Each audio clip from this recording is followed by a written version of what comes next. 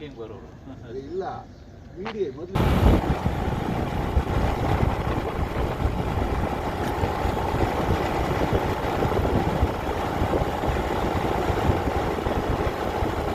ಶಿಡ್ಲಘಟ್ಟ ತಾಲೂಕಿನಲ್ಲಿ ಬೇಸಿಗೆಯಲ್ಲಿಯೂ ಮಂಜಿನ ದರ್ಶನ ಆಗುತ್ತಿರುವುದು ನಾಗರಿಕರಿಗೆ ಅಚ್ಚರಿಯಾಗಿದೆ.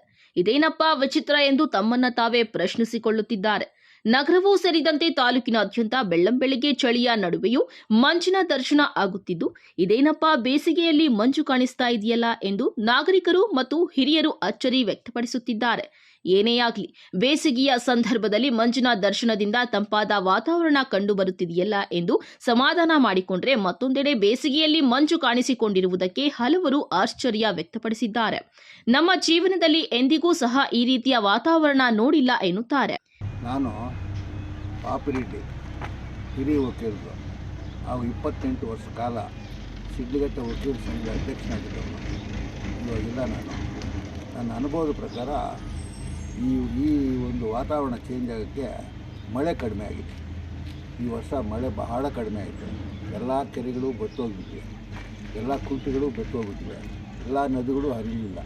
ಅದಕ್ಕೆ ಒಂದು ಚೇಂಜ್ ಆಫ್ ವೆದರ್ ಇದು. ಚೇಂಜ್ ಆಫ್ ವೆದರ್ನಿಂದ ಬೇಸಿಗೆ ಕಾಲದಲ್ಲೂ ಕೂಡ ಇಂಥ ಒಂದು ಕೊರ್ರ ಇದೆ, ಹಿಮ ಇದೆ. ಅದರಿಂದ ಬಹುಶಃ ಆರೋಗ್ಯಕ್ಕೆ ಹಾನಿಕರ ಆಗ್ಬೋದು ಅಂತ ನನ್ನ ಅನಿಸಿಕೆ. ಸಾಮಾನ್ಯವಾಗಿ ಮಳೆಗಾಲದಲ್ಲಿ ಮಳೆಯಾಗುತ್ತಿಲ್ಲ, ಬೇಸಿಗೆ ಕಾಲದಲ್ಲಿ ಮಳೆಯಾಗುತ್ತದೆ. ಸತತ 2 ದಿನಗಳಿಂದ ನಗರದಲ್ಲಿ ಮಂಜು ಕಾಣಿಸಿಕೊಂಡಿದ್ದು, ಮುಂದಿನ ದಿನಗಳಲ್ಲಿ ಇದೇ ಪರಿಸ್ಥಿತಿ ಮುಂದುವರಿಯುತ್ತಾ ಎಂಬುದು ಕುತೂಹಲ ಕೆರಳಿಸಿದೆ. ತಮೀಂ ಪಾಷಾ, MMTV ನ್ಯೂಸ್, ಶಿಡ್ಲಘಟ್ಟ.